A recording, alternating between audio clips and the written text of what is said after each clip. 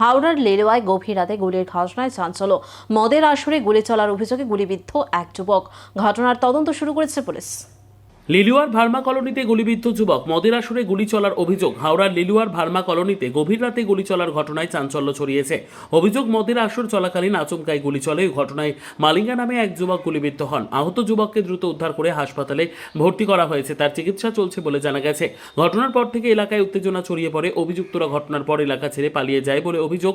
তাদের খোঁজে তল্লাশি শুরু করেছে পুলিশ। কী কারণে গুলি চলল এবং ঘটনার নেপথ্যে কী কারণ রয়েছে তা খতিয়ে দেখা হচ্ছে। পুলিশ জানিয়েছে ঘটনার তদন্ত শুরু হয়েছে এবং অভিযুক্তদের গ্রেপ্তারের চেষ্টা চলছে।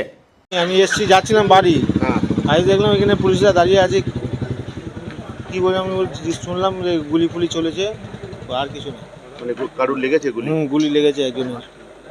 মদের আসর বসেছিল নাকি? ওটা আমি বলতে পারবো না দাদা, আমি যাচ্ছিলাম বাড়ির দিকে। যার গুলি লেগেছে বা যে গুলি মেরেছে তার কোনো পরিচয় জানা গেছে? কোনো নাম ফাম জানতে না পেরেছেন? না না, নাম জানি না, স্যারেরাই বলতে পারবে। পুলিশ এসেছিল? হ্যাঁ পুলিশ আছে, সিপি সাহেব এসেছিলেন, বড়বাবু এসেছিলেন, সব। লিলুয়া থানার পুলিশ।